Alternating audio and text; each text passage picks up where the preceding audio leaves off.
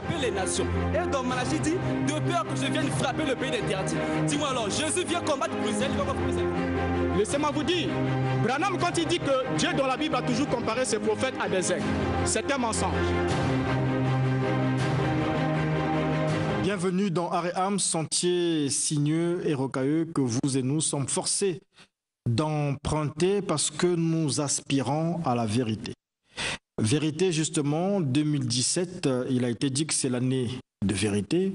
Et c'est dans ce contexte que nous organisons ce débat, le troisième du genre. Débat grand public, débat avec la participation du public. Ceux qui nous ont suivis dimanche dernier, ils savent que nous devrions enregistrer cette partie de Studio 210 ici, dans la salle de spectacle de Télé Congo. Le débat, c'est autour du thème « Branham, antéchrist ou prophète de Dieu ».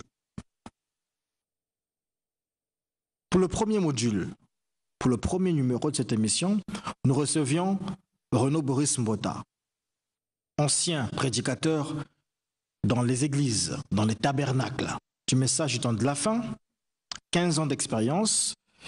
Il a eu à me confier qu'il était parmi les 5 meilleurs prédicateurs du message du temps de la fin. Il croyait les yeux fermés au prophète du temps de la fin, William Marion Branham, jusqu'au jour où, on ne sait pas pourquoi, il décida de ne plus servir Jésus-Christ via Branham. Et il se donnait pour mission, désormais, permettez-moi l'expression, de tirer à boulet rouge autant sur Branham que sur son message. Il dit que Branham est franc-maçon. Il dit que Branham est un occultiste. Il dit que Branham a eu pour père spirituel, pour parrain, un Indien. Dans ce contexte-là, nous avons fait intervenir le pasteur Dituku. Lui, il a plus de 15 ans d'expérience. Il est doyen, un des doyens de ceux qui croient au message du temps de la fin au Congo, on va dire l'un des précurseurs. Il a été donc face à Renaud Boris Mbota. Avec lui, avec le pasteur Dituku, il y avait un autre pasteur, pasteur Caleb Epongola. Premier débat et deuxième débat, c'était le dimanche dernier, la suite. Il a été question de franc-maçonnerie. Il a été question d'attaque personnelle. Finalement, les débatteurs se sentent quelque peu égarés. Ils sont sortis du champ. Ils sont sortis autour de Branham pour attaquer les uns certains, traiter les uns de séducteurs, de menteurs. Ils les ont envoyés en enfer. Ils ont parlé de serpents. Et puis, on a aussi d'autres qui ont marché sur la colonne de feu des autres. Ils ont marché sur les prophètes des autres. Finalement, on se retrouve ici, rendez-vous pris avec les 3 pasteurs pour un débat. La suite et la fin du débat aujourd'hui.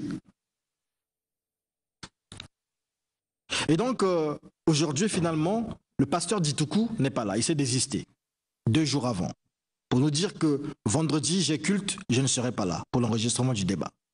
Le pasteur Pongola, Caleb, finalement, il nous dit au téléphone, le jour J, ou presque, écoutez, je ne peux pas me mettre là avec un homme qui marche sur la photo de mon prophète. Je n'accepte pas ça et donc je ne viendrai pas au débat. Mais nous, qu'est-ce qu'on fait? Puisque nous avons appelé le public. Est-ce que le public est là? Oui. On ne vous sent pas. Est-ce que vous êtes là?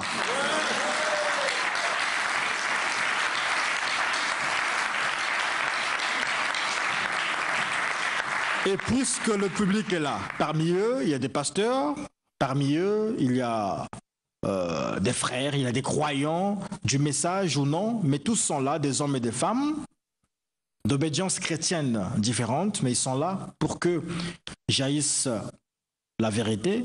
Et donc, pour le respect de ces téléspectateurs-là, nous allons tenir notre rendez-vous, puisque le public est là, nous le faisons pour le public. Puisqu'ils ne sont pas là, nous allons improviser. Qu'est-ce qu'on va faire?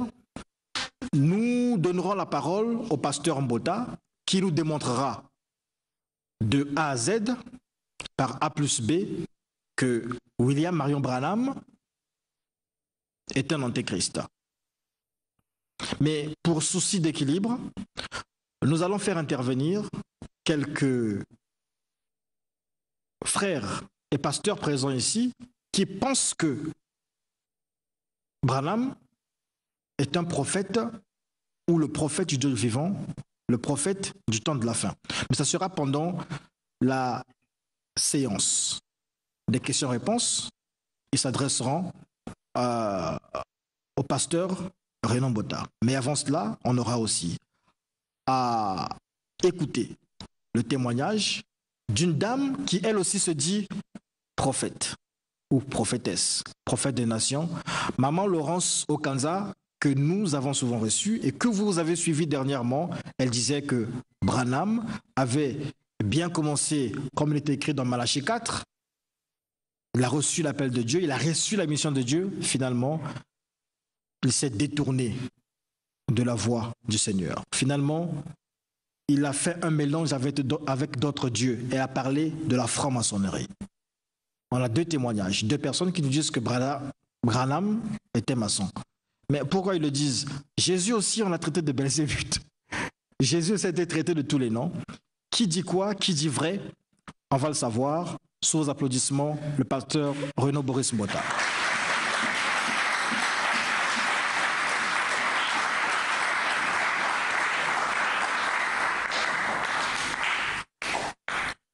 Pasteur, vous avez 20 minutes. Merci beaucoup.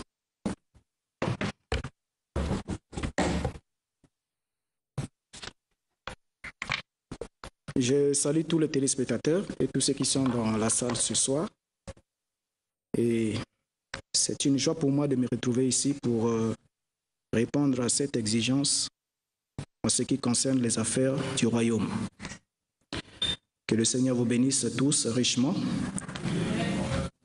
Et je crois que, comme je l'ai toujours dit, pour ceux qui me connaissent, je ne suis pas le défenseur d'un homme. Et le combat que nous menons aujourd'hui n'est pas la bataille des hommes, mais c'est la bataille pour le triomphe de la vérité. Parce que nous savons qu'on n'a qu'une seule vie et nous devons rendre compte à la fin de cette vie. Alors on n'a pas droit à l'erreur.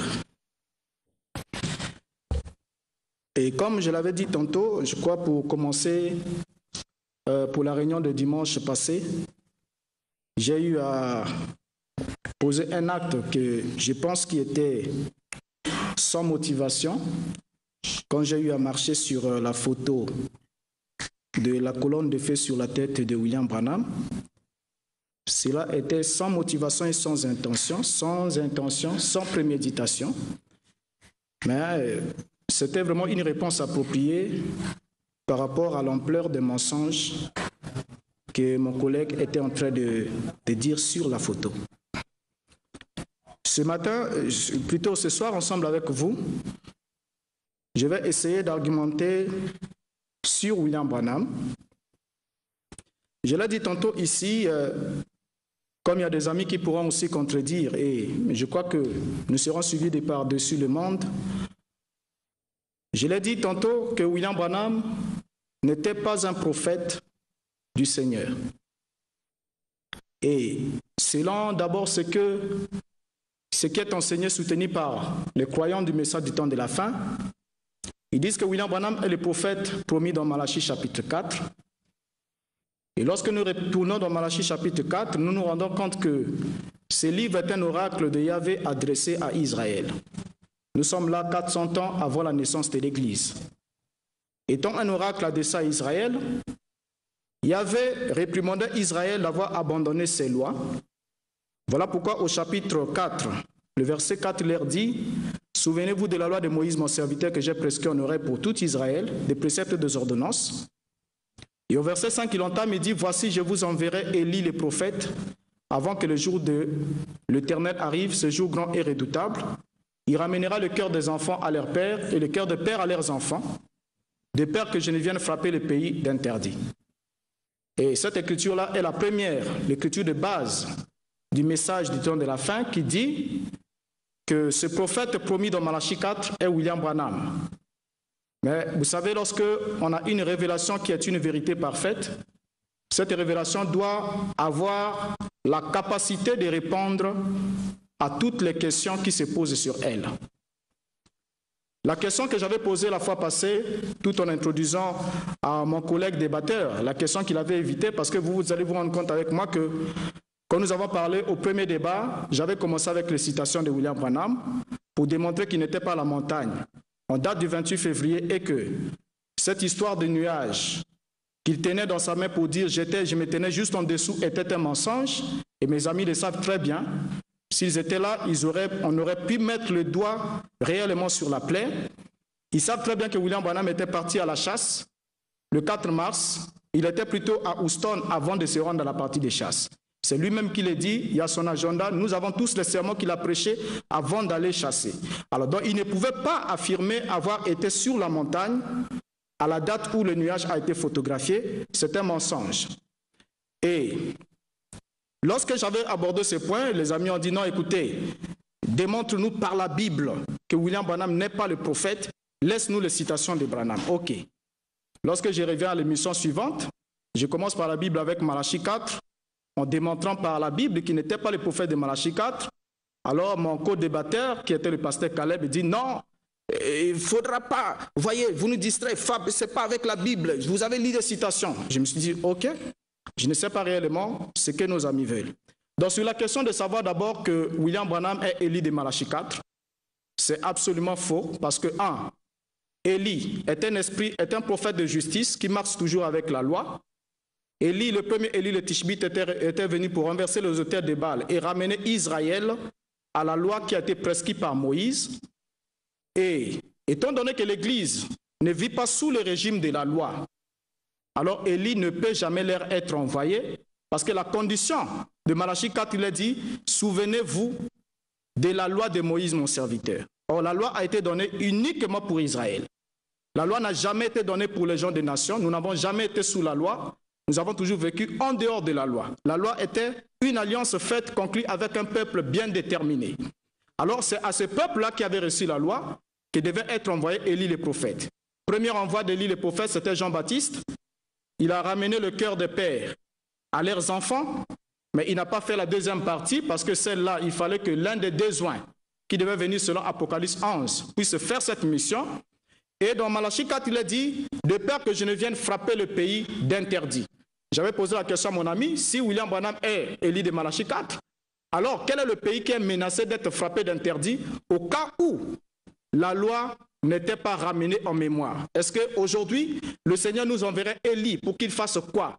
Alors que Élie n'a jamais été un prophète de la grâce. Élie a été un prophète de justice. Il dresse son autel. Lorsque le Seigneur répond à sa mission, il décapite le prophète de Baal. Donc pour lui, la grâce n'existait pas. Alors cet esprit-là n'a jamais été une promesse faite à l'Église. Comme dit Branham que Dieu a promis qu'en ce temps de la fin, il enverrait Élie le prophète, alors que l'Église n'existait pas encore. Quand la promesse a été faite 400 ans avant, alors c'est une écriture qui s'est appropriée à tort. La deuxième écriture qui s'est appropriée à tort, c'est Luc 17:30. Là où le Christ dit, ce qui arriva au jour de Lot arrivera pareillement lors de l'avènement du Fils de l'homme. Là aussi, William Branham fait la projection avec Genèse chapitre 18. Alors que le Christ parle de Lot. Or, quand le Christ parle de Lot, il fait référence à Genèse 19. Lot qui reçoit des visiteurs, des anges, qui le font sortir de Sodome avant que la pluie de feu ne tombe. Et pour le Christ, il montre par là que la destruction fatale arrivera sur la terre après le passage de deux témoins qui feront sortir les 144 000 juifs. Donc, ce n'est pas dans l'espace de l'Église. Alors, quand William Branham prend Luc 17:30, il renvoie ça à Genèse 18 pour dire qu'écoutez, Abraham, avant de recevoir le Fils, il avait reçu 3 visiteurs, c'était 2 anges, plus un qui était Dieu dans la chair humaine, et celui qui était Dieu dans la chair humaine avait opéré un signe devant eux, il avait discerné les pensées qui étaient dans le cœur de Sarah. Alors Branham prend cette écriture, déjà vous voyez, il déplace l'écriture de son contexte, le Christ parle du jour de Lot, Branham envoie ça au jour d'Abraham, et il dit que les 2 anges qui étaient envoyés à Sodome et Gomorrhe sont Billy Graham et Oral Robert. Et que Louis Branham est alors Dieu dans la chair humaine, avec le dos tourné, il pouvait dire ce qui était dans le cœur des gens. Et c'est cette erreur monumentale qui a entraîné nombre de branhamistes à adorer William Branham. Donc, il a déclaré qu'il était Dieu sans vous pourtant le dire. Est-ce que vous comprenez? Alors,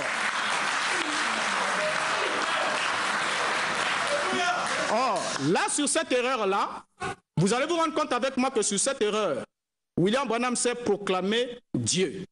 Même s'il ne pouvait pas le dire directement par hypocrisie, il s'est proclamé, je pourrais vous donner plein de citations, où William Branham s'est fait passer pour Dieu. C'est l'objectif de tous les faux prophètes. Écarter le grand Seigneur et usurper sa position. Parce que William Branham va déclarer, ils ont des citations. Il dit que cette lumière que vous voyez sur la photo, c'est le Seigneur. Et elle suit toujours le Seigneur. Il dit, Dieu se tient ici devant vous, confirmé par la colonne de feu.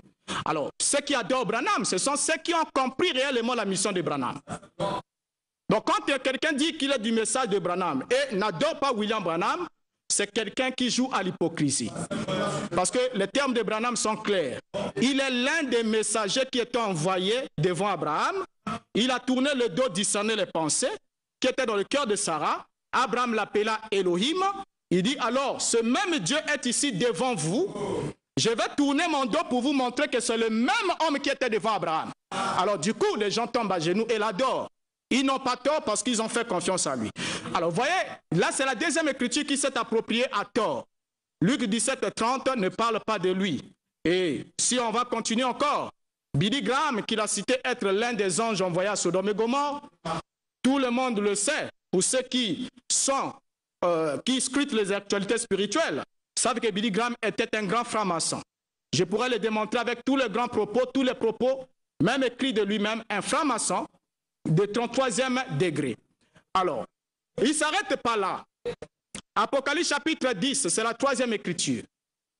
Là-bas, il dit, quand la Bible dit au jour de la voix du 7e ange, 10 verset 7, quand il sonnerait de la trompette, le mystère de Dieu s'accomplirait comme il annonça à ses serviteurs le prophète. Alors, William Branham dit que ce 7e ange-là est le 7e ange de l'église de Laodicée. Parce que déjà là, les 7 lettres envoyées aux 7 églises, pour Branham, ce sont des 7 messages qui sont adressés aux 7 âges de l'église. Il ajoute d'abord au livre d'Apocalypse quelque chose que le livre n'a pas dit. Alors, il s'autoproclame 7e ange de l'âge de l'église, plutôt de Laodicée. Mais j'ai toujours fait remarquer à mes amis branhamistes, je crois qu'ils répondront à ça. L'ange de l'église de Laodicée était le seul qui était le plus reprochable. Il était aveugle, pauvre, misérable et nu. Et ne le savait pas. Il se vantait être riche, avoir beaucoup de biens, mais alors qu'il ne possédait absolument rien. Je dis à mes amis branhamistes, lorsque vous dites que Branham est le 7e ange de l'église de Laodicée, est-ce que vous vous rendez compte que c'est le seul qui a été réprimandé, et le seul auquel le Christ a dit, aie du zèle et réponds-toi, sinon je viendrai et je te frapperai. Aie du zèle et réponds-toi. Alors, c'est le seul qui a été appelé à avoir du zèle et à se repentir. Donc, si c'est William Branham, alors il a mal terminé sa course, ce qui est archi faux. Alors, pour en arriver sur la question de la franc-maçonnerie, c'est la plus grande question que nous avons aujourd'hui. Je l'ai dit tantôt, si on peut,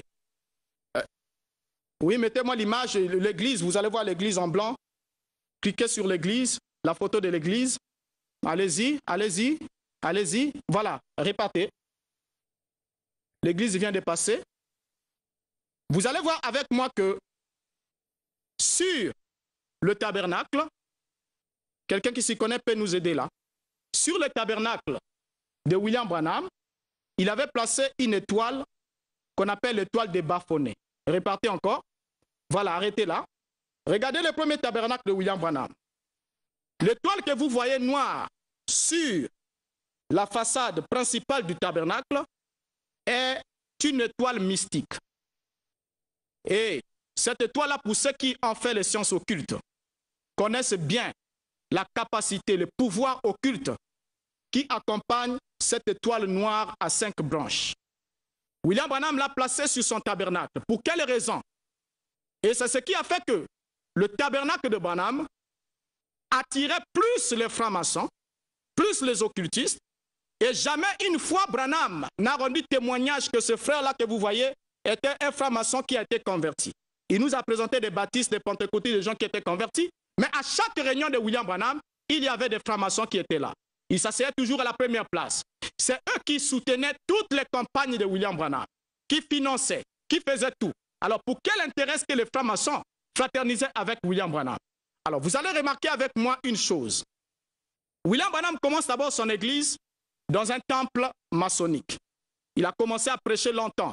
Dans un temple maçonnique, il a tenu des réunions dans un temple maçonnique. Alors, vous savez avec moi que les temples maçonniques sont des endroits construits selon des règles de la rituelle maçonnique.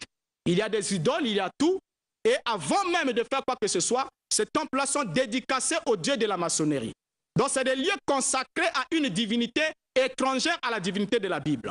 Mais un prophète qui vient avec un message, soi-disant de l'âge, qui commence ces séances des réunions dans un temple franc-maçonnique, alors nos amis qui se disent qu'ils connaissent mieux William Branham et son message pourront certainement nous donner des explications là-dessus pour qu'on comprenne pourquoi est-ce que le point de départ de la prédication de William Branham, c'était dans un temple maçonnique. Et quand il développe, il arrive, il nous met l'étoile de Baphomet devant le tabernacle, qui est le sceau de Satan, parce qu'il n'y a pas sur la terre un sceau satanique plus puissant que cette étoile noire que vous voyez là. En anglais, on peut l'appeler le Black Star. C'est une étoile dangereuse. Pour ceux qui ont eu à faire les sciences occultes, avant même de croire la parole, ils connaissent bien ce que cela signifie. Et cette étoile était le sceau de la franc-maçonnerie. Le sceau de l'appartenance de William Branham à des religions occultes et des sciences de mystère. Il ne va pas s'arrêter là. Branham, avant même d'arriver là, comme je l'ai dit tantôt, il était initié par un pasteur Ku Klux Klan, qui est une branche de la franc-maçonnerie, de l'extrême droite, je crois bien.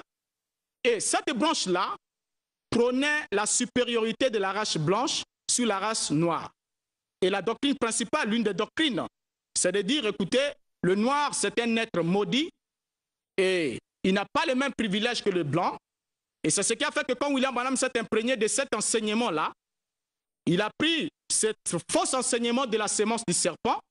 Et selon toujours le Ku Klux Klan, William Branham déclare que Nimrod, qui est pourtant né après le déluge de Noé, était le descendant biologique de Caïn. Il dit que Nimrod était noir. Donc ce qui fait qu'aujourd'hui, selon cette doctrine de Ku Klux Klan, les noirs sont les descendants de Nimrod, descendants de Cam, ils ont alors été maudits. Et c'est là l'une des principes ou encore des doctrines de Branham.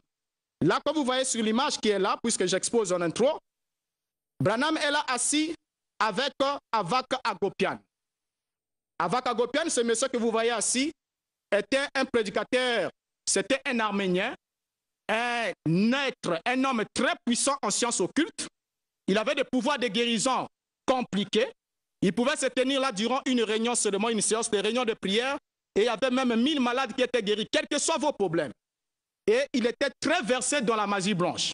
C'est quelqu'un qui pouvait disparaître et apparaître. Il pouvait apparaître même dans la maison des adeptes et des fidèles en même temps qu'on invoque. Je pourrais vous lire certaines de ses propres déclarations ici. Comment est-ce qu'il enseignait aux gens de prier? William Branham n'avait pas un succès dans son ministère avant d'avoir rencontré Avak Hagopian. Il priait, ainsi de suite. Il a dit lui-même que lorsqu'il a perdu sa femme, il avait perdu son don de guérison, il ne pouvait plus prier pour les malades.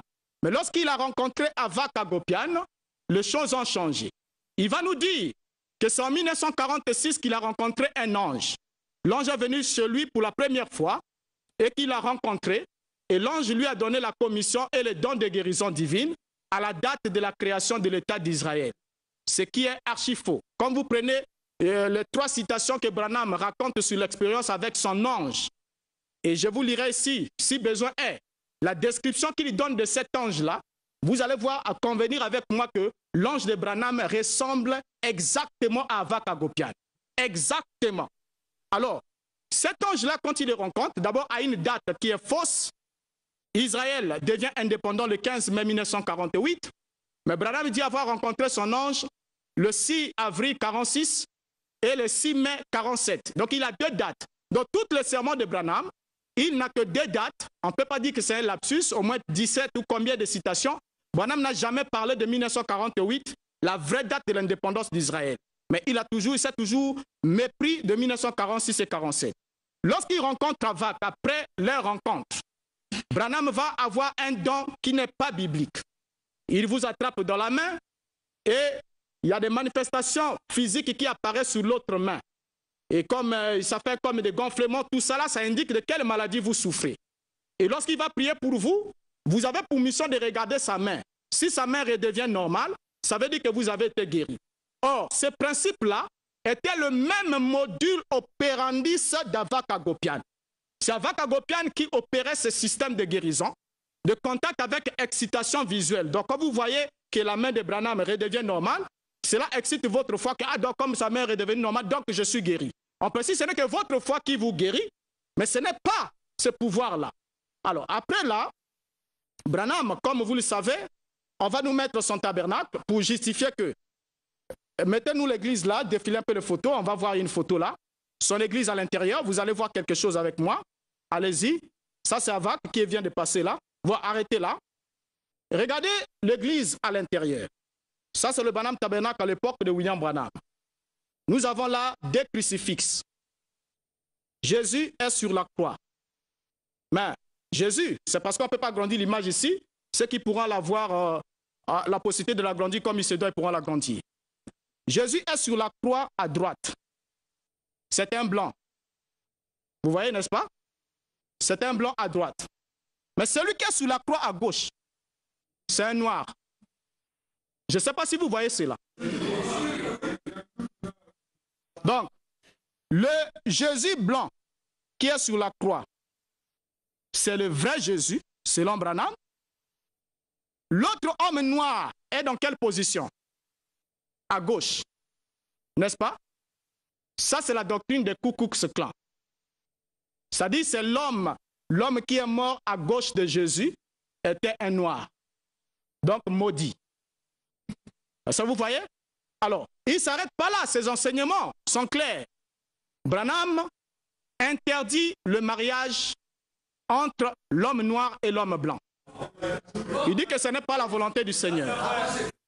Donc, cet enseignement-là a fait que le fait d'être raciste, c'est une des doctrines des Ku Klux Klan qu'il a hérité de son pasteur Roy Davis et qui a fait que Branham était contre le président Kennedy, il était contre Martin Luther King parce qu'il militait pour la fin de la ségrégation raciale, ainsi de suite.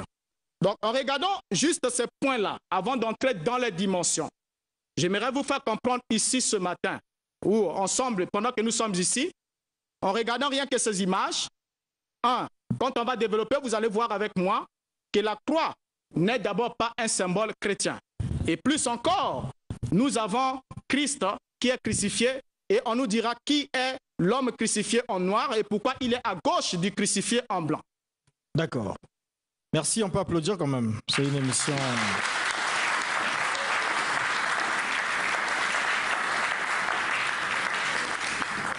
On n'applaudit pas parce qu'on accepte ce que le pasteur Renaud Boris a dit, mais on applaudit parce que c'est pour agrémenter un peu l'émission. Ça ne se passe pas, ça se passe avec un public et donc les applaudissements c'est pour marquer la présence des gens qui sont là. Nous avons recueilli des noms, nous avons collecté, répertorié une dizaine de personnes, mais on va faire le tri. Je vais donc appeler ici, puisque tout le monde a écouté le pasteur Renaud Boris Bota, je vais appeler une dame, le temps que le pasteur Mbota s'asseye pour prendre un petit verre d'eau. Il sera remplacé par Maman Laurence Okanza, prophétesse, qui, en 5 minutes, puisqu'elle va dans le même sens que le pasteur Renaud Boris Mbota, nous dira ce qu'elle pense de William Marion Branham, prophète du temps de la fin, prophète dont il est fait état dans Malachie 4. Elle nous le disait d'ailleurs le dimanche dernier dans Sujet 210. Est-ce que la sœur Laurence est là? Voilà. Soyez galants, libérez la dame. Et donc, monsieur Dick va se préparer. Lorsque la prophétesse, le prophète des nations, Maman Laurence, aura épuisé ces 5 minutes, Roland Brice Maïlou au chrono, ces 5 minutes, nous donnerons la parole donc au frère Dick pour son intervention, pour ses questions, au pasteur Renaud Boris Mbota, mais peut-être aussi à Maman Laurence Okanza. Ben, merci.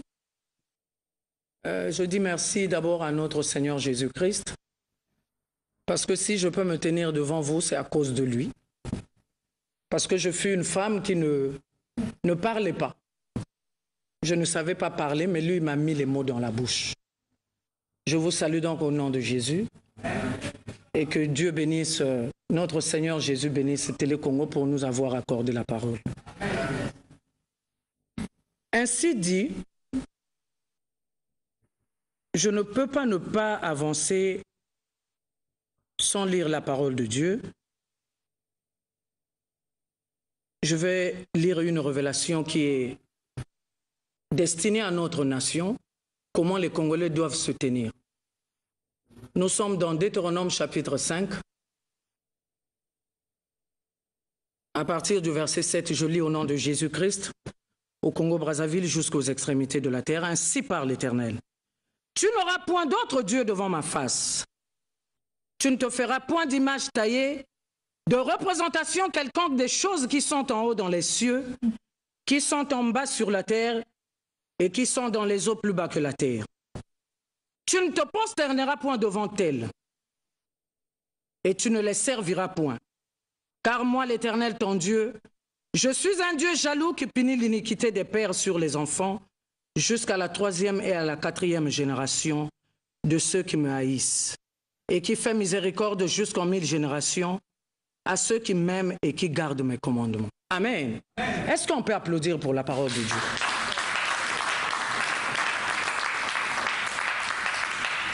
Bien aimé, si je commence par là, c'est une parole qui est clé pour notre nation. Nous devrons prêcher Dieu dans ce pays sans le mélanger à autre chose. C'est comme ça que Dieu m'a fait grâce et c'est comme ça qu'il marche avec moi. Parce que le jugement est là. Effectivement, nous sommes à la fin du temps. Mais revenons au sujet de Marion William Branham. Je trouve que 5 minutes, c'est peu. Parce que j'ai des arguments pour essayer un peu de... Venons au sujet de Marion William Branham. Ce que je vais ajouter à mon frère Boris, c'est ceci. La Bible déclare que Dieu fait grâce à qui il veut. Quand il veut. Amen. Quand il veut. Et nous, dans la marche, nous devrons reconnaître les grâces des autres. Moi, ce n'est pas un homme qui m'a parlé de Branham. Parce que moi, j'ai grandi dans la religion catholique. Je suis allé au réveil en 92, dans les assemblées de réveil, mais pas chez les Branhamistes. Et quand le Seigneur me visite, du 27 décembre 1998 au 4 janvier 1999, pendant 9 jours, je suis dans la présence de Dieu. Au sortir de cette visitation, il a fallu que l'Éternel me donnant Deutéronome 5 et Matthieu chapitre 7 du verset 21 à 23, me marchant comment marcher, m'a montré ceux qui ont trouvé grâce aux yeux de l'Éternel avant moi. Et c'est là où le Seigneur va me parler de Branham. Parce que quand Dieu commence avec moi, la première voix que j'écoute, c'est par un cantique qui fredonnait. À la fin, on me disait Malachie 3,18. Je ne connaissais pas à l'époque la Bible. Et quand je demande une Bible à côté, parce que je ne priais pas, je priais, mais sans connaître la Bible. Et quand je demande une Bible à côté, je regarde Malachie 3,18, voilà ce qui est dit. Ainsi par l'Éternel, vous verrez de nouveau la différence entre le juste et le méchant, entre celui qui sert Dieu et celui qui ne le sert pas. Et quand Dieu va me parler de Branham, c'est à Malachie 4. Bien aimé, c'est pas parce que moi je ne le soutiens pas. Est-ce qu'on s'entend? Mais je vais élever un équivoque. C'est pas parce que vous avez quitté ce ministère que vous devrez régner la grâce que Dieu a fait à cet homme. Je viens vous confirmer que Dieu a vraiment fait ce qu'il a fait à cet homme. Il lui a fait grâce. C'était un homme fait Dieu. Au début, quand Dieu l'a oint. Dieu l'a oint. Mais vous savez, les hommes sont ce qu'ils sont, surtout pour les serviteurs de Dieu aux États-Unis. Tu peux commencer, Dieu t'a oint, et c'est les maçons qui vont les francs-maçons qui vont te récupérer pour t'initier, parce qu'aujourd'hui, les gens, nous autres, regardez depuis que je me bats en tant que femme dans le ministère. Vous savez combien de fois les gens me combattent? Combien de fois j'ai attiré? Il y a quelqu'un, un franc-maçon qui m'a bien dit, il y a des pasteurs là-bas. Ça veut dire si tu n'as pas une ferme foi, on te récupère, la visitation ne devient maintenant qu'un souvenir. C'est ce que Branham a eu, le coup. Voilà quand le frère Boris vient dire qu'il est franc-maçon, qu'il est ceci, quand il me montre les triangles, moi, ce n'est pas quelqu'un qui m'enseigne.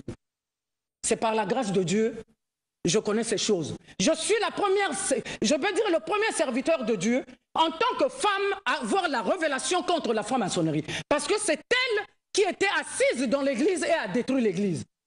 Aujourd'hui, ceux qui sont restés dans le ministère de William Branham sont devenus comme la religion catholique, sont devenus comme les kimbanguistes, sont devenus comme les protestants. Vous allez me dire que ce n'était pas des révélations, c'était des révélations bien vraies, mais qui ont été détournées par les loges. Parce que les loges voulaient s'accaparer de la volonté du ministère de la doctrine de Jésus-Christ, en faire leur chose à eux pour étouffer que la gloire de Dieu soit manifeste. Bien aimé, si on peut trouver un temps, un jour, je pourrais vous donner mon témoignage. Et ma marche dans cette nation, qu'est-ce que je subis? J'ai déjà fait la prison à cause de la vérité. Parce que j'étais la première personne à attaquer les francs-maçons. Notre nation est consacrée à la franc-maçonnerie. J'ai eu des problèmes et même jusqu'alors. Merci, Maman Laurence Okanza, pour toutes ces précisions, pour ce témoignage. On l'applaudit encore. Pasteur, venez. J'appelle donc le frère Dick. Il croit les yeux fermés, les oreilles fermées au message du temps de la fin, message du prophète William Marion Branham. Vous avez écouté le pasteur Renaud Boris Mbota. Vous avez aussi suivi Maman Laurence Okanza. Le prophète William Marion Branham est mis à mal, preuve à l'appui, avec des images, avec des versets. Qu'est-ce que vous dites en tant que croyant en ce message-là?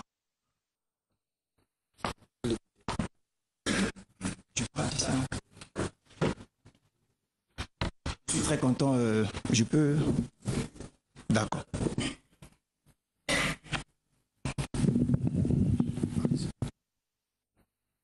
Je disais tantôt que j'étais très content d'être avec vous. Bon, pour moi, je salue le frère Boris. Donc, je le connais depuis, puisqu'on est sur Internet avec lui dans les réseaux sociaux et ces débats-là datent de longtemps. Mais je vais aller droit au but. J'ai aussi des questions pour Boris. Et j'ai des preuves à l'appui dans ce que je dis. Donc, Boris, lui, dit que, je cite d'abord Boris.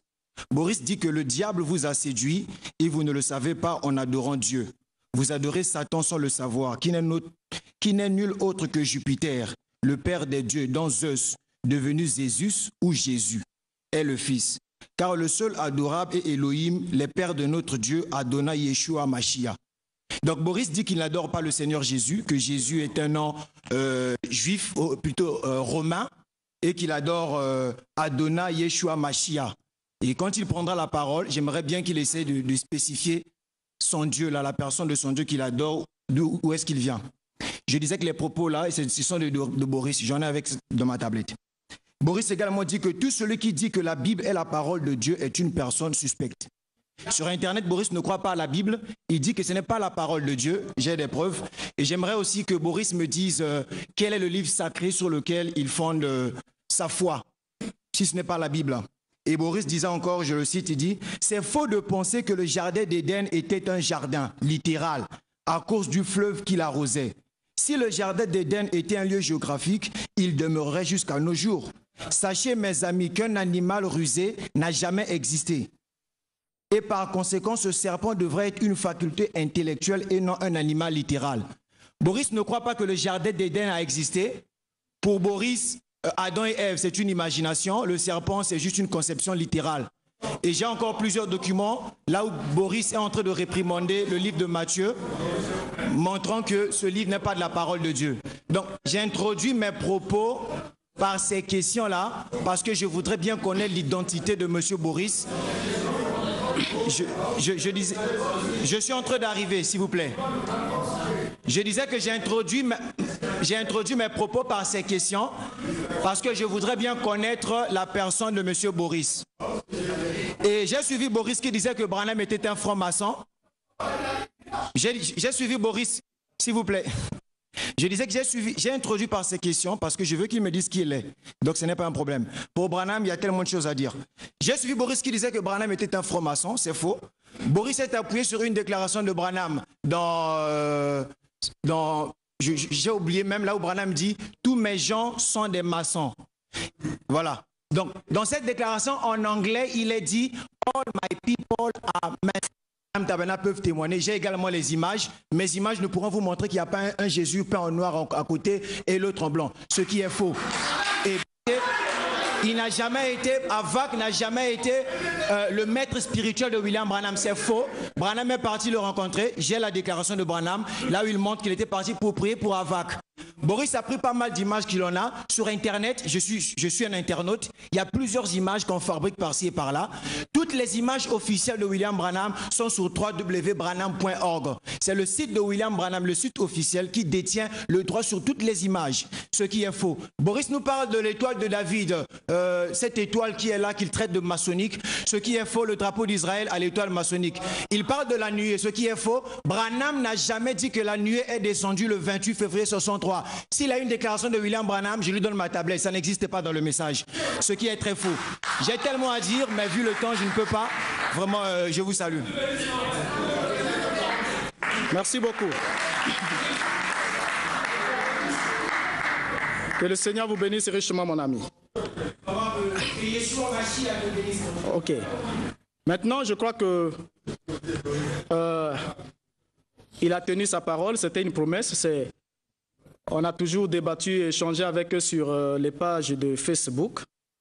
Je suis étonné qu'il évoque du coup ici des points, c'est-à-dire des points qui demanderaient assez de temps pour les expliciter. Il les jette à la volée alors que cela ne fait pas partie de l'objet du débat. Ça, c'est pour chercher à détourner l'attention. Et j'en viens. Je crois que... S'il vous plaît. Lorsque je vais lancer les choses un peu à la volée. Quand mon ami dit que Boris dit que ceux qui adorent Dieu adorent Satan, je l'ai affirmé sur Facebook. Je l'ai dit. Pourquoi?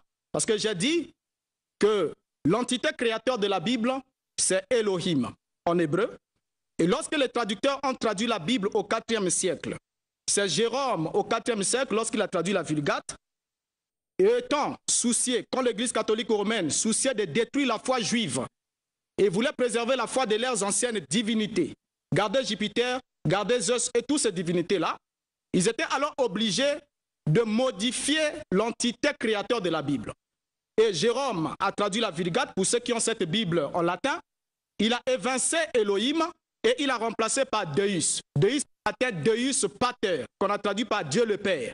Et lorsqu'il a enlevé, il a d'abord enlevé Elohim, il a remplacé par Deus, et il a enlevé Yeshua, il a remplacé par Zeus, avec un prolongement de S, ce qui fait Zeus. Et lorsqu'on a pris le J de Jupiter, on a placé là, parce que Vous le savez avec moi que Jupiter était considéré par des Romains comme étant le père des dieux. Et que Zeus, étant la divinité suprême des Grecs, était alors à Rome considéré comme étant le fils de Jupiter. D'où nous avons la Bible qui sort de l'Église catholique romaine, avec un Deus qui a créé les cieux et la terre, et avec un Jésus qui est un nom romain, qui n'est pas un nom hébreu, qui n'a aucune définition en hébreu, aucune signification en hébreu. Ça, si vous voulez qu'on ouvre le débat sur cette question, nous y reviendrons. Et vous allez remarquer avec moi que ce nom de Jésus n'a aucune promesse de rédemption à l'intérieur. Vous allez me dire, pasteur, nous avons prié à ce nom, nous avons été guéris. Je vous répondrai, Joseph en Égypte, on l'appelait Tsafinat Panea, il a vendu du grain à tout le monde au nom nouveau qui lui a été donné, qui n'était pas son nom hébreu, mais pour se révéler à ses frères, il leur a dit, je suis Joseph. Donc sur cette question de nom, il n'y a aucun autre nom qui a été donné. Et je crois que le nom qui a été prononcé par Gabriel, qui contient le pouvoir de la rédemption, la capacité de sauver, c'est Yeshua. Ça n'a jamais été Jésus. Trouvez-nous Jésus en hébreu et venez nous dire que Jésus est le nom qui a été donné au Messie. Alors, un mensonge planétaire, quelque chose n'est pas vrai parce que tout le monde l'a accepté et qu'on doit l'accepter. Quand ce n'est pas une vérité, ce n'est pas une vérité. Alors, pour dire que la Bible n'est pas la parole de Dieu, là aussi, certains ont acclamé, mais sans comprendre le fond. Toutes ces questions qu'il a posées aujourd'hui, c'est des questions qu'il n'a jamais pu répondre quand je les rétorque sur le net. Mon ami Diaz est là, il sait ce qui se passe là-bas sur le net. Je leur ai posé la question, j'ai dit, je ne crois pas que cette Bible soit la parole littérale de Dieu de la Genèse à l'Apocalypse. Je vais encore le répéter ce matin, ce soir. J'ai dit que la Bible est un recueil de paroles.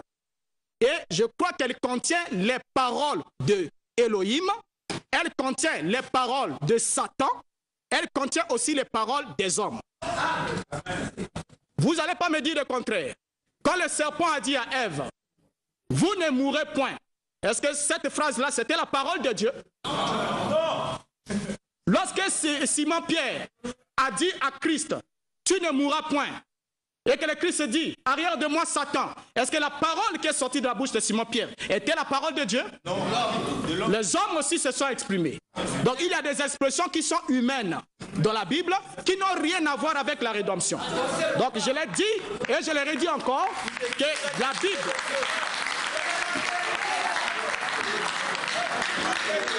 Donc, la Bible contient les paroles d'Elohim.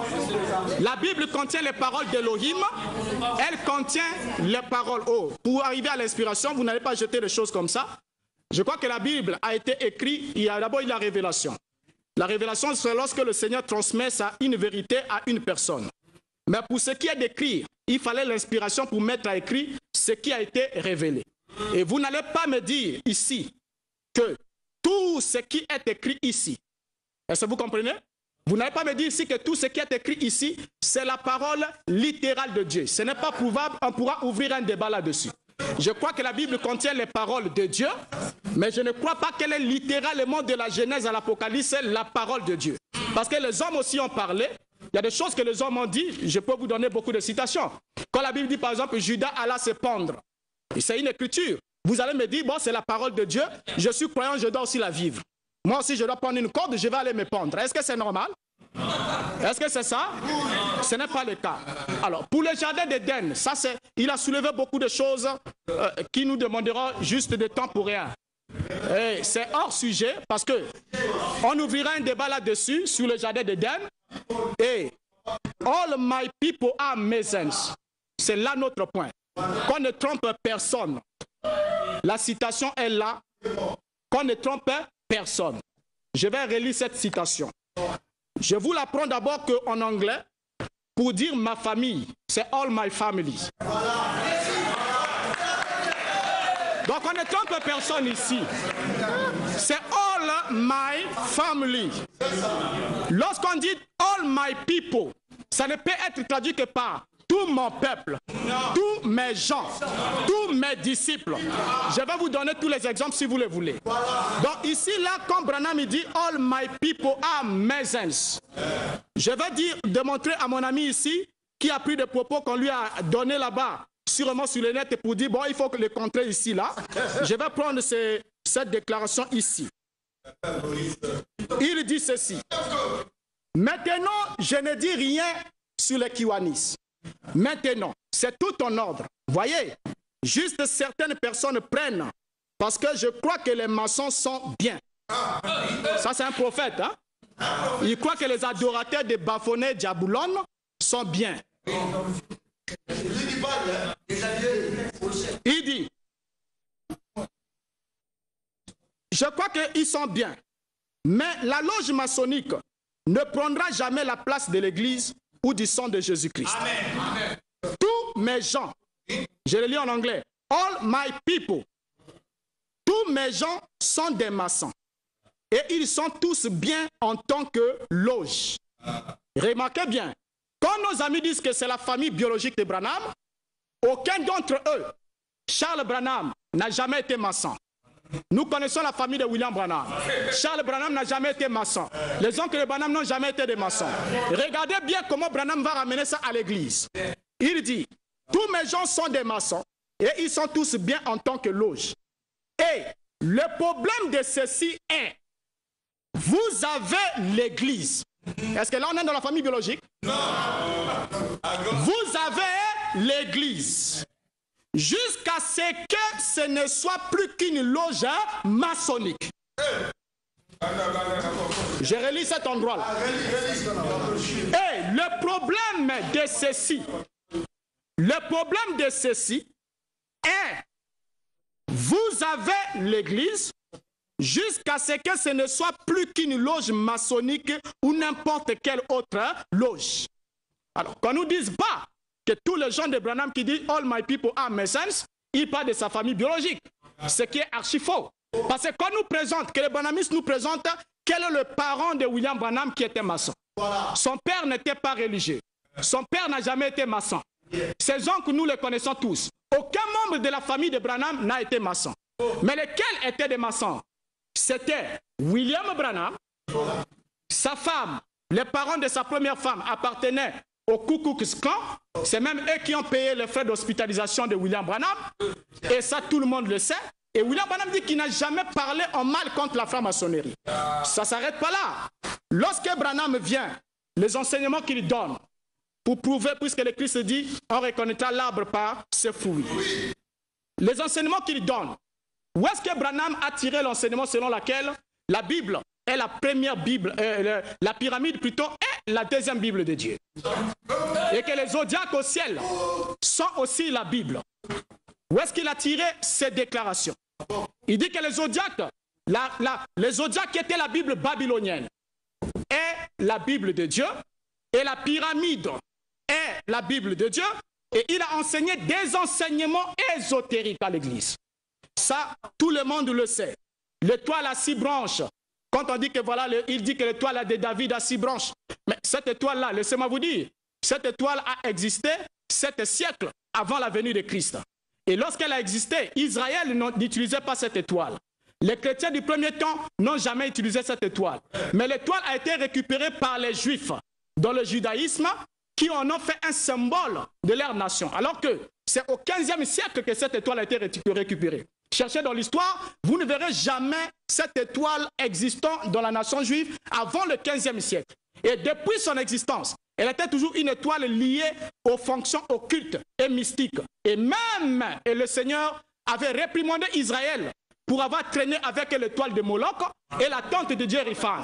Donc Israël n'avait pas de symbolique des étoiles.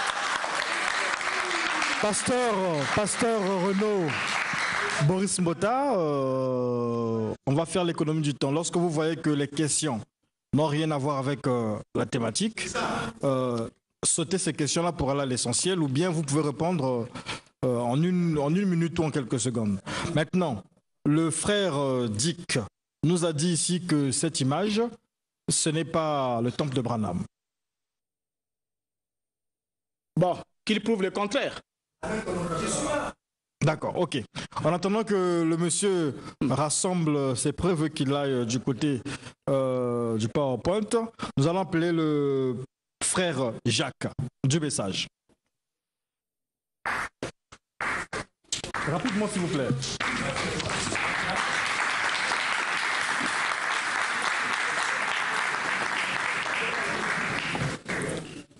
Bonjour.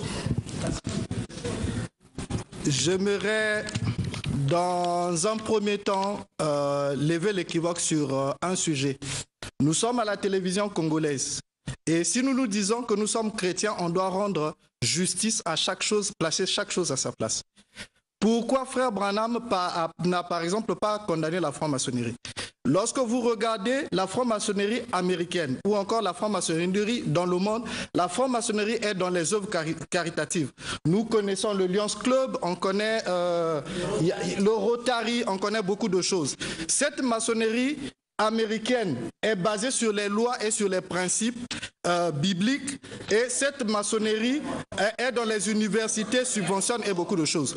Donc c'est pas ça qui fait que Frère Branham soit maçon. Moi je veux vous poser, Monsieur Mbota, je vais d'abord vous dire quelque chose. Vous dites que Frère Branham a été initié par un certain je ne sais pas quoi. Je dis déjà que c'est faux. Pourquoi? Parce que dans la magie blanche, on n'initie pas, ce n'est pas une relation où un individu initie un autre, c'est faux. L'initiation se fait dans le temple, devant tout le monde. Il n'y a pas, c'est pas comme la sorcellerie ou le bonganga où il y a quelqu'un qui transmet. Ça déjà, votre raisonnement ne tient pas debout. Maintenant, il y a une chose. Je vais vous demander, vous dites que Malachie 4, ce n'est pas pour Frère Branham, c'est pour la loi. Maintenant, ici, dans la Bible, lorsque nous regardons, nous vivons sous quelle dispensation? La dispensation de la grâce. Je vous demande aussi une autre question. Pourquoi les Juifs ont-ils été rejetés par Dieu? Parce qu'ils sont restés dans la loi, ils ont refusé la grâce. Ça veut dire que même le Malachie 4 qui viendra pour prêcher aux Juifs ne prêchera pas selon la loi. Il faut qu'il emmène la grâce, parce que c'est la dispensation de la grâce. Donc ce que vous dites, lorsque vous dites que Malachie 4 ne concerne que les 2 juins du temps de la fin qui viendront pour prêcher à Israël, ça ne tient pas debout, parce que le Malachie 4 qui viendra pour le rétablissement de toutes choses. Le rétablissement de toutes choses ne concerne pas Israël pour l'instant, parce que Israël, Dieu ne traite pas à présent avec Israël, Dieu traite avec les nations. Parce que Matthieu 28 verset 19 dit, c'est Christ qui dit après la résurrection, il envoie les apôtres dans toutes les nations pour en faire des disciples. Le même Christ, quand il était dans la chair, lorsque la femme syrophénicienne s'est approchée, la femme qui avait demandé, auquel Christ avait dit qu'on ne jette pas le pain des enfants aux chiens, et Jésus lui avait dit qu'il était venu pour les brebis d'Israël. Mais le même Jésus dans Matthieu 28 verset 19 dit, il envoie les apôtres vers les nations. Ça veut dire que le Malachie 4 que vous parlez, qui viendra avant le jour grand et redoutable de l'Éternel, ne viendra pas pour Israël. Essayez de corriger. Maintenant, si vous avez d'autres écritures, vous apportez. Merci beaucoup. Merci beaucoup d'avoir épinglé ces points. Et je crois que, en écoutant notre ami, il veut simplement nous dire que la franc-maçonnerie américaine n'était pas mauvaise. C'est le dire sans vouloir le dire. Mais laissez-moi vous dire que la franc-maçonnerie a toujours eu un côté exotérique et un côté ésotérique. Et les francs-maçons, ceux qui y vont, dans l'apparence, c'est une organisation caritative, ainsi de suite. Mais le fond de la franc-maçonnerie n'a jamais été cela. Je peux vous dire une chose qui est certaine. Si je peux vous montrer les déclarations, par exemple, de l'un des grands maçons. L'un des grands maçons qui a fait des déclarations pour montrer que la franc-maçonnerie, dans le premier grade, deuxième, troisième grade, les gens sont simplement trompés. On ne leur donne pas les vraies informations concernant la maçonnerie. Mais c'est lorsque vous avancez en grade, plus vous avancez, plus vous vous rendez compte dans quel système vous vous trouvez. Donc, qu'on dise qu'un chrétien, le christianisme soit compatible avec la franc-maçonnerie, c'est faux. Archi faux. L'apôtre Paul dit quel rapport y a-t-il entre Christ et Bélial? Les œuvres de la franc-maçonnerie sont des œuvres de ténèbres. Ça, tout le monde le sait. Je pourrais vous démontrer ici, lorsqu'ils arrivent au plus grand, au haut degré, ici, ils ont leur propre déclaration ici, ils adorent Lucifer. Ils disent que Adonai est un calomniateur contre leur divinité. Et que celui qui a créé le ciel et la terre, c'est le grand architecte de l'univers. C'est celui qu'on appelle Lucifer, dont le nom est Jaboulon. Ça, on le sait. Mais comment est-ce qu'on peut vouloir défendre? Ça, c'est un raisonnement que les gens ont eu dans le message. Certains pasteurs qui ont dit, écoutez, Mais si Branham me dit qu'il n'y a pas du mal qu'un chrétien puisse fraterniser dans la franc-maçonnerie et appartenir à une loge, c'est parce que la franc-maçonnerie à l'époque de Branham n'était pas ce qu'elle est aujourd'hui. Non. Non. La franc-maçonnerie a toujours été ce qu'elle est depuis sa jeunesse. On ne peut pas naître une fille et ensuite on termine la vie en étant un homme. Donc on a le sexe dès le point de départ. Alors, donc la franc-maçonnerie est une organisation religieuse opposée aux règles et aux principes du christianisme authentique. Elle n'a rien à voir avec le christianisme. Donc laissez les maçons aux maçons, laissez l'église aux chrétiens. Il n'y a pas à mélanger des choses. Voyez, aujourd'hui nous sommes ici. Vous pensez que moi je me tiendrai ici pour parler de William Branham s'il était dans le système politique ou bien d'autres systèmes? Non. Dans notre pays, il n'y a pas de francs-maçons. Est-ce que nous les citons? Ils ne sont pas dans le monde. Ils sont là, ils nous suivent, ils écoutent. Ils savent que cette affaire n'est pas la leur. Mais seulement nous voulons faire partie un usurpateur, quelqu'un qui n'est pas le fils de notre père, qui se fait passer pour un prophète. Vous voyez? C'est ça le problème. Alors, quand mon ami dit que pourquoi les Juifs ont-ils rejeté le Messie, ça fait partie du programme. Vous le savez, Israël ne croit qu'à la voix du second signe.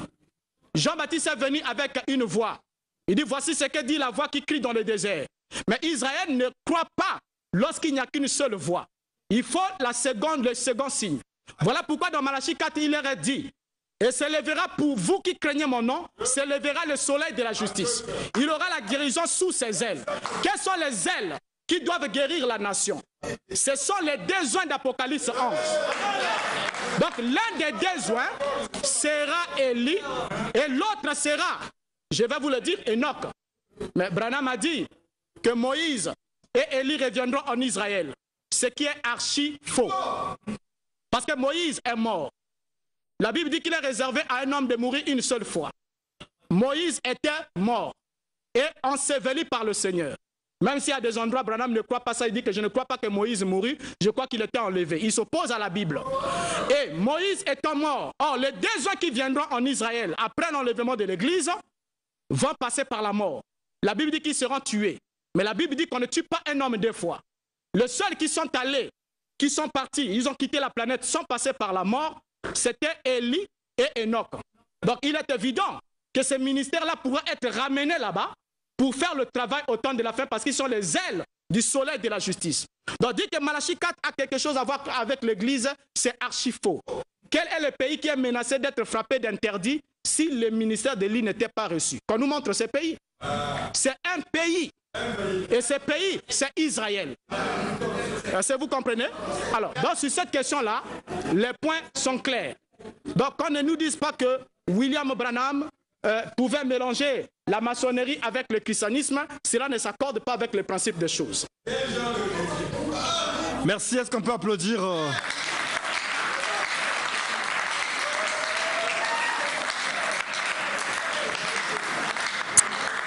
Nous sommes dans un débat démocratique, mais surtout nous sommes des chrétiens. Parce que je sous-entends qu'ici, la majorité, ou presque, est chrétienne. Donc, parfois, il nous faut de la tolérance. Nous donnons le temps de parole à tout le monde. Donc, lorsque l'autre parle, vous pouvez faire vos amens, vous pouvez peut-être bouder si vous voulez, mais n'empêchez pas aux autres d'émettre leur avis, puisqu'on a dit ici que ce sont les idées à la lumière des Écritures. Donc voilà, chacun est libre de dire ce qu'il pense dans le sujet, et nous avons donné jusque-là la parole à tout le monde. Et donc nous avons eu deux frères du message qui sont intervenus, qui ont contredit le pasteur Renaud Boris Mbota. Le pasteur Renaud Boris Mbota s'est expliqué aussi. Et donc la question que je vais poser, à ce niveau du débat, qu'est-ce que vous en pensez? Non, je vais écouter simplement. Qu'est-ce que vous pensez à ce niveau du débat? Est-ce que le pasteur Boris Mbota vous a convaincu? Est-ce que les deux frères du message vous ont convaincu? La parole est libre, depuis là-bas. Pour moi, il fallait que le pasteur puisse continuer parce qu'il y a beaucoup de choses qui... Vraiment. On n'est pas à l'église, c'est une émission, donc on est dans les limites du temps. Mais moi, je remarque une chose. Je soutiens au micro. Merci. Vous avez moins de 2 minutes, maman Laurence. Moins de 2 minutes. Je remarque une chose. Frère Boris dit des choses qui sont vraies, que le Seigneur, par sa grâce, m'a confirmé dans la révélation, par révélation. Mais il se contredit où? Non, ça veut dire dans ce débat entre les branhamistes, il y a des choses qui sont dites, et moi je crois que je me mets au milieu pour leur montrer le chemin qui est Jésus-Christ. Parce que quand ils parlent de la Bible, pas comme la parole de Dieu, c'est là où il y a paradoxe. Il contredit une chose et il s'enfonce encore dans la bêtise qu'il contredit. Non, là, le Seigneur vous a dit que ce qu'il dit, c'est faux. Non, attends. Parce que quand il dit, je demanderai à mon frère de prier que le Saint-Esprit l'aide, qu'il comprenne la mission pour laquelle Dieu l'a appelé. Parce que dans la Bible, c'est vrai, on ne peut pas renier la Bible comme la parole de Dieu. On ne peut pas renier la Bible. Parce qu'il faut plutôt avoir la révélation de comprendre que la Bible, c'est la parole de Dieu. Mais dans la Bible, il y a des histoires anciennes, il y a des témoignages des serviteurs, là où il dit que les hommes ont parlé. Et il y a le message de Dieu. Quand il parle aux enfants, à ses enfants, Dieu a un langage. Quand il parle aux incrédules, Dieu a un langage. Quand il parle aux méchants, Dieu a un langage. Ces choses-là, il faut les comprendre spirituellement. On ne peut pas faire des analyses a priori confirmées. Mais sinon, sur beaucoup de points où William Branham a faussé, je suis d'accord avec lui parce que j'ai la conviction par le Saint-Esprit, c'est un franc-maçon confirmé. Dieu me l'a confirmé. Merci. Le frère Hippolyte, non. Le frère Hippolyte. Monsieur Diaz, je vous remercie. Bon, je suis le frère Hippolyte, combattant pour la vérité de l'Évangile. C'est pour dire que tout ce qui est vérité de l'Évangile, je le partage. Aujourd'hui, on parle du mouvement de l'Antéchrist.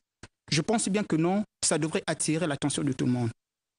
Ça fait déjà environ 50 ans que le réveil existe ici au Congo-Brazzaville, avec plusieurs mouvements. Qu'est-ce que ça a déjà créé comme avancée sociale? Rien du tout.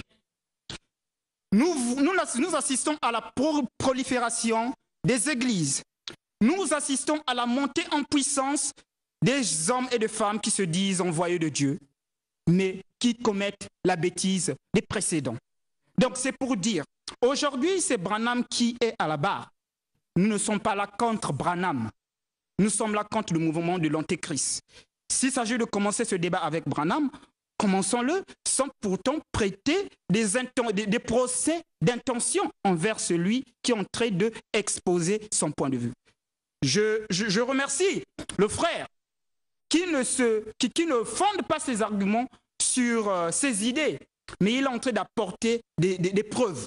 Et aujourd'hui, s'il y a des gens qui doivent le contredire, qu'ils se fondent sur les mêmes éléments, ou à défaut de quoi qu'ils utilisent la parole de Dieu.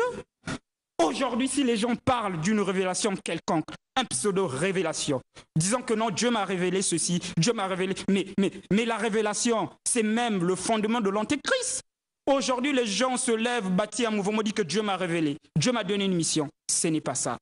Je m'en souviens, l'apôtre Paul qui était envoyé, si nous sommes réellement chrétiens, nous devons être sensibles à la parole de Dieu. L'apôtre Paul, mandaté, bien entendu, par Christ, confirmé par Jacques, Jean et Pierre. Mais lorsque son apostolat était contredit, Paul s'est focalisé sur les Écritures. Et je m'en souviens de la conférence de Jérusalem, dans Acte 15. L'apôtre Paul ne s'est pas orgueilli. L'apôtre Paul n'a pas défendu son apostolat sur des révélations. Il est revenu sur la parole de Dieu. Donc, lorsque nous organisons une conférence à notre époque, si nous sommes réellement les descendants des apôtres, comme le dit Éphésiens, nous devrons nous baser sur les Écritures. Merci beaucoup, frère Hippolyte. Merci. Nous allons appeler le docteur Kanofa. Le docteur Kanofa.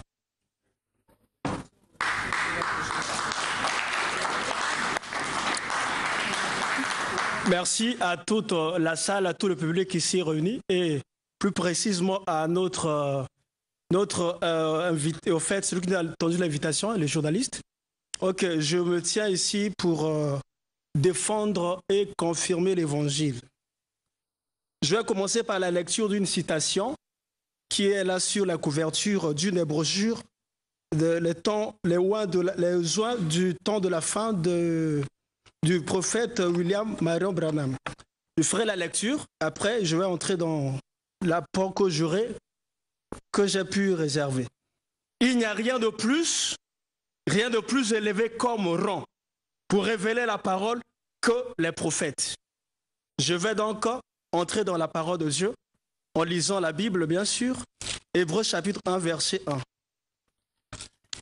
Pour soit confirmer ou infirmer ce qui est dit par cet homme. Nous lisons Hébreux chapitre 1, verset 1. Dieu ayant autrefois, à plusieurs reprises et en plusieurs manières, parlé au Père par les prophètes.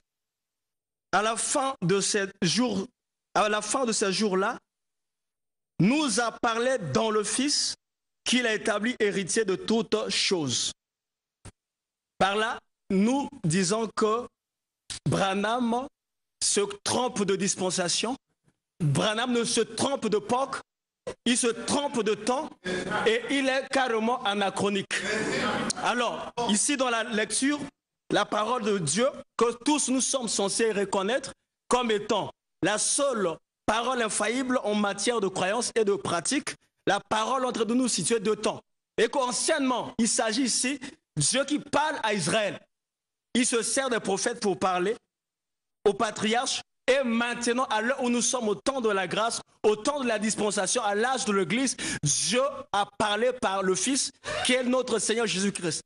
Et aujourd'hui, nous allons encore partir dans Éphésiens chapitre 2. Nous allons lire la parole du Seigneur. Permettez, je vais lire Éphésiens chapitre 2 à partir du verset 20. Dieu ayant édifié sur le fondement des apôtres et prophètes, Jésus-Christ lui-même étant la pierre maîtresse du coin. Ici, que se passe-t-il? Si nous prenons encore, je vais citer 1 Corinthiens 12, verset 28 et jusqu'au verset 30. Paul, le grand Paul, qui est l'apôtre des nations, dira que Dieu a établi premièrement dans l'Église les apôtres et non pas les prophètes. Donc l'ordre établi, reconnu, pour ce qui est du ministère de la parole, qui vient de la part du Fils qui a établi héritier de toutes choses, Dieu, le Fils a donné la délégation aux captifs d'Éphésiens 4:11, qui sont premièrement les apôtres, ensuite les prophètes et encore les évangélistes, les pasteurs et les docteurs. Donc ici, s'il faut parler que Branham soit un prophète, et un prophète majeur, un prophète maréchal, un prophète empereur, comme il se prétend de le dire, il est à côté des Écritures. Amen. Merci beaucoup. Je vais encore terminer par un verset, je vous en prie. 2 secondes. Oui. Matthieu chapitre 11, verset 13. Jésus dira que la loi et les prophètes ont subsisté jusqu'à Jean. Donc s'il faut parler des prophètes, il faut retourner en Israël. Au temps où nous sommes, Dieu n'a plus besoin de prophètes pour s'adresser à son peuple. Dieu parle par Éphésiens 4:11. Je vous en prie. Mais maman Laurent, c'est prophète. Hein?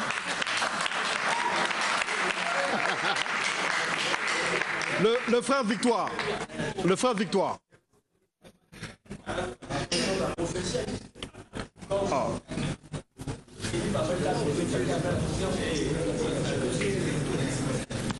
Rapidement, mon frère. Défendez le message. Bien. Bien, je suis ici pour répondre contre aux allégations contradictoires de ce faux disciple. Georges. Non, je suis ici pour répondre contre aux allégations contradictoires de ce faux prophète. Ou ce Nous sommes c'est une émission là. Adressez-vous ici au pasteur. De ce faux disciple. D'accord. Ça fait partie du débat. D'accord. Change d'interlocuteur si vous continuez à traîner. D'accord. Comme je disais, je suis ici pour répondre aux allégations contradictoires de ce faux prophète. Je ne l'ai pas injuré. Bien. Il a soutenu ici que Branham a dit qu'il est Dieu. Alors que Branham a bel et bien dit dans ses citations que je suis qu'un pauvre pécheur sauvé par la grâce de Jésus-Christ. Branham, nullement dans ses citations, il a dit qu'il était Dieu. Il a même dit je suis un pauvre pécheur sauvé par la grâce de Jésus-Christ. Il va encore très loin à dire ici, attends, je vais lire ici, j'ai les citations. Il dit, pourquoi les gens m'appellent-ils le Messie? Il semble, eh bien, un homme là-bas l'autre jour, il voulait que tous les gens soient baptisés en mon nom. Ça fera de moi un antéchrist. Je ne suis pas pour ces choses-là. Donc Branham dit qu'il n'est pas Jésus. Il dit que c'est Jésus, il dit qu'il est le serviteur de Jésus-Christ. Mais maintenant, ce faux prophète va dire que Branham a dit qu'il est Dieu. Alors Branham n'a pas dit qu'il est Dieu. Au contraire, il a dit que je suis le serviteur de Jésus et que Jésus est Dieu. D'accord. Nous allons entamer dans Malachie 4. Nous allons parler sur Malachie 4.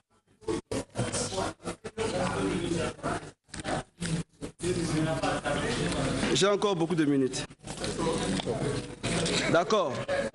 Dans Malachie 4, il est dit, souvenez-vous de la loi de Moïse, mon serviteur, auquel j'ai prescrit en Horeb pour tout Israël des préceptes et des ordonnances. Voici, je vous enverrai Élie le prophète avant que le jour de l'Éternel arrive. Ce grand jour est redoutable. Il ramènera le cœur des pères à leurs enfants et le cœur des enfants à leurs pères, de peur que je vienne frapper le pays d'interdit. De peur que je vienne frapper le pays d'interdit. D'accord. Ici, nous allons d'abord chercher c'est quoi le jour de l'Éternel. Nous allons lire dans Zacharie. Nous allons lire dans Zacharie. Dans Zacharie, il dit le jour de l'Éternel. Voici le jour de l'Éternel arrive. Et tes dépouilles seront partagées au milieu de toi. Je rassemblerai toutes les nations pour qu'elles attaquent Jérusalem. La ville sera prise et les nations seront pillées et les femmes violées. La moitié de la ville ira en captivité. Mais le reste du peuple ne sera pas exterminé de la ville. L'Éternel paraîtra et il combattra ces nations. Donc, le jour de l'Éternel, c'est un jour où Jésus vient combattre les nations. Donc, il vient frapper les nations. Dans ce qu'il est dit dans Malachie ici, l'Éternel dit ici, je vous enverrai Élie le prophète, de peur que je vienne frapper le pays d'interdit. D'accord. Non, je termine. Donc, ce grand jour est redoutable, c'est le jour de l'Éternel. Or, le jour de l'Éternel, c'est un jour où Jésus vient frapper les nations. Jésus revient frapper, donc il combat pour Israël. Il vient frapper les nations. Donc, il ne vient pas frapper Israël. Or, Jésus vient combattre pour Israël. Il vient du côté d'Israël. Le jour de l'Éternel, j'ai dit, c'est le jour où Jésus vient combattre pour Israël. Donc voilà. Donc il vient combattre, il vient frapper les nations. Et dans Malachie dit, de peur que je vienne frapper le pays d'interdit. Dis-moi alors, Jésus vient combattre pour Israël, il va encore frapper Israël comment? Merci. Hein? Merci. Le pays d'interdit. Comment? Merci frère Ayou. Non monsieur, vous êtes profane. Non. Attendez. Ce monsieur est profane de la parole de Dieu. Je finis. Je suis ici pour exterminer ce faux prophète. S'il vous plaît. Donc, on vous a donné.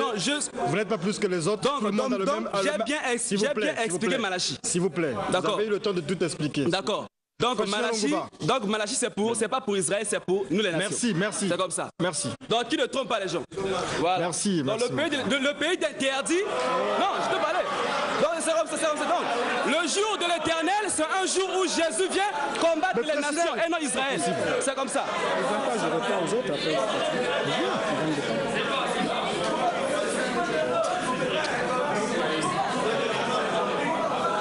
Voilà. À ce niveau du débat, nous allons évoluer. Je rappelle que le pasteur Mbota, on est modérateur, je pense qu'il faut dès qu'on recadre ces choses, n'a pas dit qu'il était prophète, il est pasteur. On commence là dans les injures. Vous le traitez de faux prophète. Je pense que c'est un peu l'image. S'il vous plaît. C'est un peu à l'image. De ce que nous avons eu dernièrement.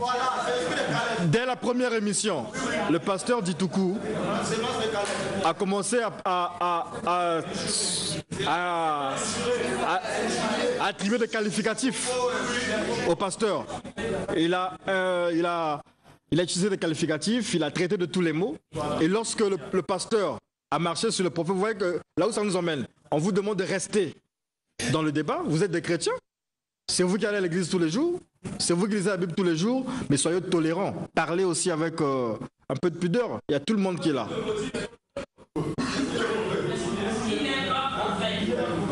Freshnel Ongouba, à ce niveau du débat, monsieur, vous allez sortir. On va vous faire sortir. On va vous faire sortir. Vous empêchez qu'on évolue. On n'est pas dans une église ici. Freshnel Ongouba, à ce niveau du débat, on a écouté le pasteur Mbota, on a écouté quelques 4 ou 3 frères du message, on a écouté Maman Laurence, on a écouté d'autres frères aussi qui ne croient pas au message de William Marion Branham. Est-ce qu'on peut faire une synthèse en ce moment? Si. Alors pour faire la synthèse, nous revenons à la scène où Pilate parle avec le Seigneur Jésus. Il lui pose une question pour savoir s'il était le Messie, que le Seigneur réponde sur les accusations qui avaient été portées contre lui. Mais le Seigneur répond, il dit, je suis venu pour rendre témoignage à la vérité. Et Pilate lui pose la question, qu'est-ce que la vérité? Un peu plus tard, le Seigneur répond, il dit, sanctifie-les par le moyen de la vérité. Ta parole est vérité. Alors, si on est vraiment de ceux-là qui suivent le Seigneur Jésus, c'est lui qu'on appelle aujourd'hui Yahushua HaMashiach, peu importe. Mais nous savons qu'il est appelé aussi Jésus. L'histoire du christianisme, il y a 2000 ans, nous fait accepter ce nom. Mais pour ceux-là qui suivent cet homme, qui a dit que la vérité ne se trouve que dans la parole de Dieu. Donc tout le reste que les hommes peuvent avancer comme signe, Dieu m'a appelé, Dieu m'a montré ceci, j'étais aux enfers, j'étais au ciel, j'ai vu. Tout ça là ne font pas partie de la parole de Dieu et nous appelons vérité que toute parole qui sorte de la bouche du Seigneur. Et le frère Boris, tel que nous l'avons suivi, en abordant la partie que le frère Nditoko avait appelée les écorces, en parlant de la nuée, la colonne de feu, la vision, ainsi de suite, il s'est servi des preuves parce que c'était important. Important pourquoi? Parce que le message est fondé sur ces choses-là. Quand on dit il faut croire au message, il faut, on nous présente non pas la parole de Dieu, on nous présente la colonne de feu, on nous présente la nuée. Donc il était très très capital qu'on puisse d'abord couper cette écorce-là. Et arrivé au niveau de la parole de Dieu, on a suivi aussi le frère Boris, il a avancé certains points comme Malachie 4 et il a essayé de développer cela. Donc nous ne sommes pas là pour essayer de critiquer quelqu'un subjectivement.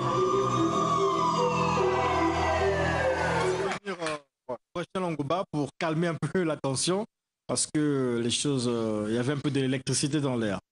On va appeler un frère, non, c'est un pasteur du message du temps de la fin. Il croit. Ah non. Lui, il est contre Branham. Je ne le prends pas. Je vais prendre ceux qui sont pour le message du temps de la fin. Et donc, le frère Dick s'est beaucoup agité. Et vous avez été le premier à passer. Vous avez eu beaucoup de temps. Je vais donc faire appel ici à un frère du message qui n'est pas encore passé. Je pense que c'est le frère Harley. C'est bien cela? Oui, vous voulez toujours passer là pour parler? Harley, c'est qui? Vous êtes prêt à passer là? Allez-y, rapidement. Et vous là-bas, c'est comment vous appelez? Frère Ayou, c'est vous? Ah d'accord. Passez là aussi. On va ramasser vos questions et puis... D'accord.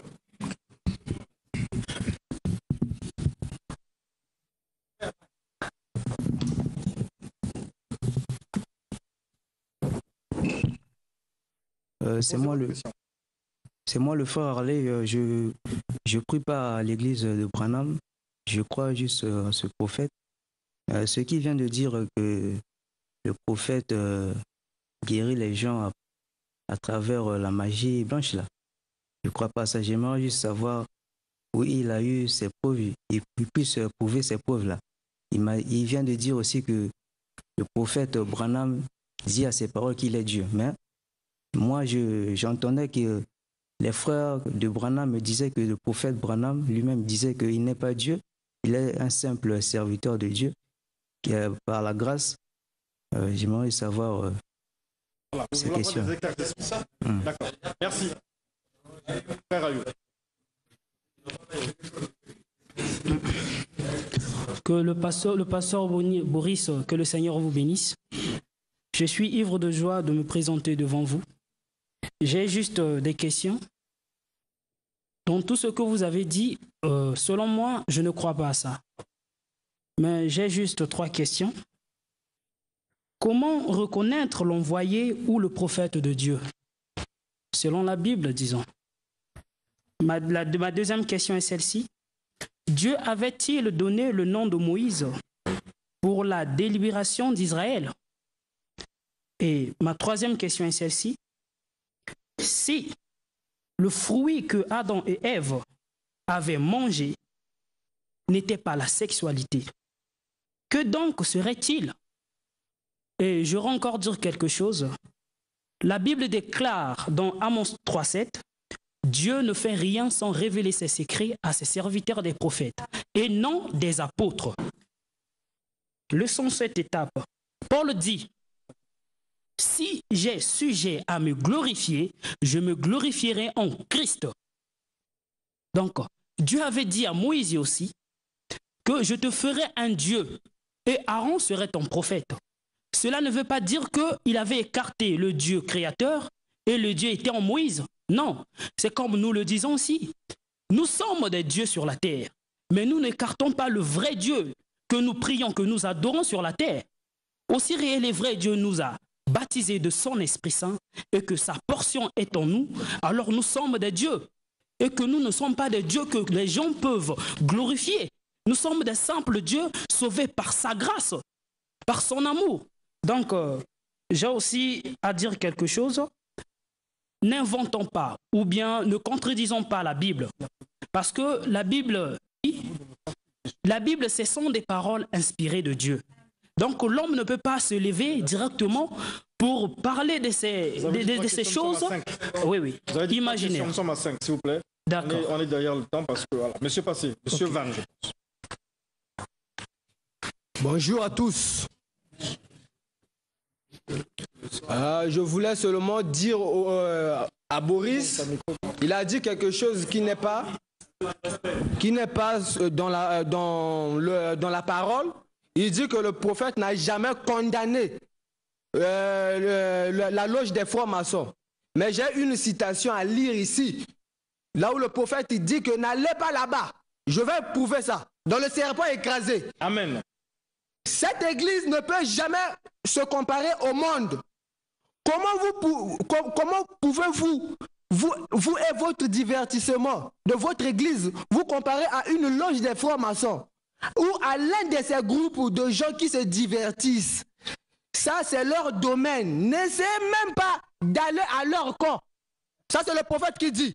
Mais toi, tu as dit, tout de suite là, tu viens de dire que le prophète n'a pas contredit la franc-maçonnerie, alors qu'il y a une citation que le prophète condamne la franc-maçonnerie.